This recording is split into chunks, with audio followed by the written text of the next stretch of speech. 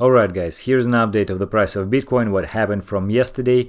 Basically, as you remember, we were looking at the price at something like $8,600, and I was saying that it's more likely that we will go to the zone around $9,100 to $9,500, and then from that point we will have either the continuation of the growth like that, or we may have a correction below $9,000 and then continuation of the growth. This move will happen due to the fact that after the rise above previous high below $9,000, there will be a lot of the stop orders from the long positions, which people will open on this growth. And also, if the price will go to this area, all those who were expecting the price to go lower from this point or from this point will start to open their short positions again. So it is two birds, one stone situation. And after that, when we will hit the zone with all those stop orders around here, the price will return to the growth. So pretty much everybody will suffer except of those who are driving the price. And as you see right now, actually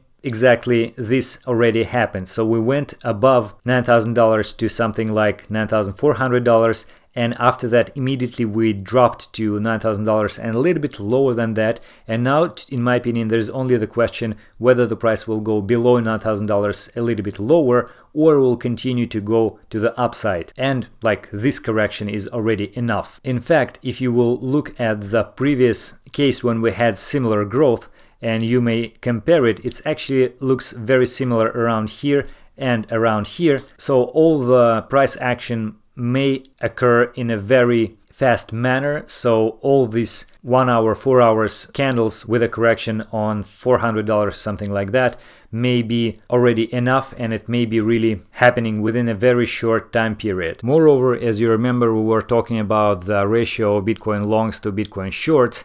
And in fact, instead of going to the upside from this point, as we may expect, like here, or previously in the area of 2018, instead of that, this ratio is continuing to go lower, and this may imply that we may hit much lower values of this longs to short ratio, and potentially that would be associated with much higher price level. Just again, as we have a look at the number of shorts, you see it is continuing to grow, just perfectly following the scenario which we covered in the previous video. So I'm becoming more and more confident in that scenario. So here is a couple of things which people notice and which sort of lay on the surface. First of all, you may look at the weekly timescale. As you remember, 2 weeks ago we had this perfect doji reversal one, bearish, and after that we had this correction. So this played out perfectly. Then after that, with this green engulfing candle, which is basically bigger than the previous red one, implying that the situation is pretty bullish right now. So this thing played out perfectly as well. And by the way, if we look at the previous historical examples of such behavior,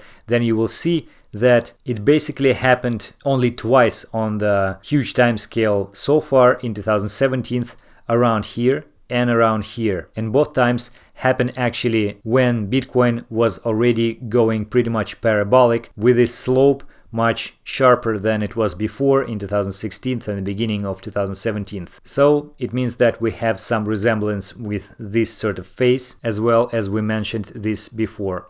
And another thing which many people are wondering about right now is that if you look at the CME futures chart, then while it is weekend right now, it was closed at something like $8,470, while the price at the moment on the spot exchange is above $9,000. It means that we'll have another gap around this size and potentially even higher, depending on when the price will be, when the CME futures will be open on Monday. So potentially the price may go to the point somewhere in the middle or even at the bottom of this gap, which is $8,500, as it made already 3 times before during these gaps over here. Although of course it's not necessarily to happen, and as you may know, I'm not a fan of the theory that the gaps on CME futures must be filled, but you know, it happened already several times, so maybe it will work as a self-fulfilling prophecy. So we'll see. Another thing which I wanted to point out today is that if you remember, we were drawing these trend lines on the logarithmic time scale for the price in 2017 and 2018 as well, and we had those two channels, an ascending channel and an ascending channel. And in fact, price did react with these channel limits several times, to the upper limit and to the lower limit as well, and here, and we actually broke to the upside when this sort of a decision happened with the price of Bitcoin, whether it will go to the bullish territory or will continue to go lower. So in any case, what I was going to point out today is that once we broke this channel to the upside, signaling that potentially we may entering something like this, the price actually returned and tried to test this channel once again and maybe potentially return back to this channel, as many people expected a deeper correction. But instead of that, this trend line held and the price went up from that. So it is pretty bullish, and again, it is a signal that we potentially may entering a phase of the price action when Bitcoin will go much faster and will exceed all the possible crazy expectations for its growth. Moreover, if you remember, we were looking at the nonlinear regression curve for Bitcoin from Renato Shirakashi several times, and in fact, again, it is very close to the upper limit of the channel which I just talked about, and you see, again, price went a little bit below this regression curve, but we went above that pretty confidently, and again, this is a signal of the fact that we are going to the new rising phase. So yesterday we were looking at the major indicators MACD, RSI and stochastic oscillator. Today I would like to point out a few others and start with my favorite Bollinger Bands. So if you remember, we were talking about the fact that if the price will break above the baseline of the Bollinger Bands, then it will be a strong signal for the continuation of the bullish trend. And indeed, after that we had this strong green candle and even broke a couple of days after that the upper band, and right now we're hovering around this area. So we may expect that something like this will happen. And again, if you look at this correction which happened similarly before right here,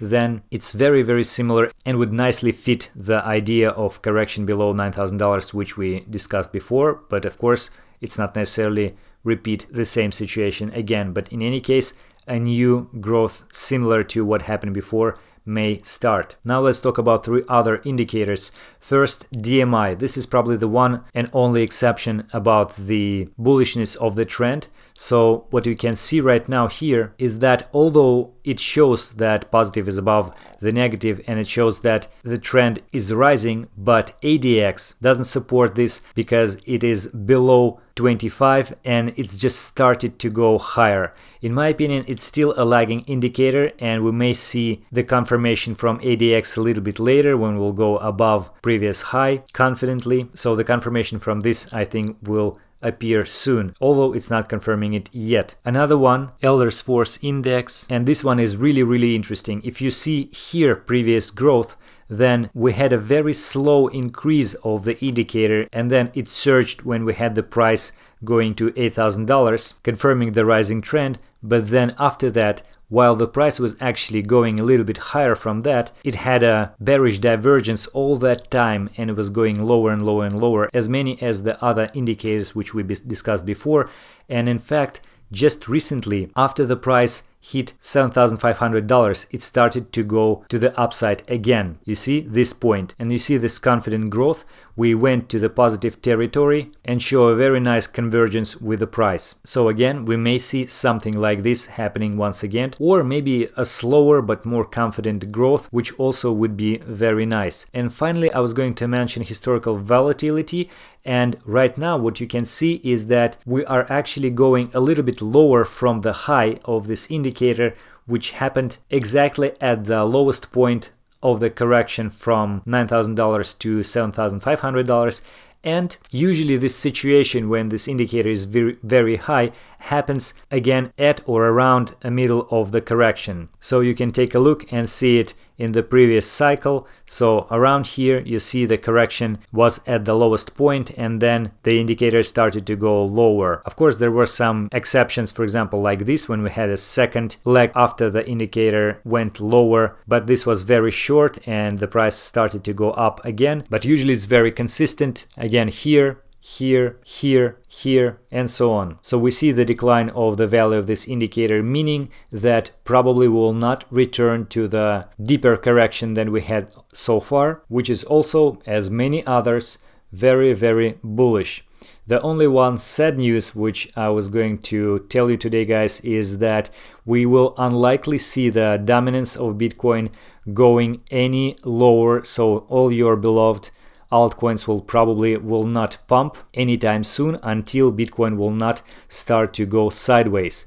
In fact, something similar to what we had here may happen, and while previously we went to 64%, this time we may go even higher, since the price of Bitcoin will be even higher again, and altcoins actually didn't recover after this rise of Bitcoin. So we may see something like 65 to 70 maybe percent of Bitcoin dominance. Of course, the miracle may happen and altcoins may start to outperform Bitcoin while it is rising, but it's really, really unlikely and statistically didn't happen so far, at least in most cases. Okay, guys, that was my update. Let's see how the price will evolve during the next few days. It is very interesting time, and that is it for today.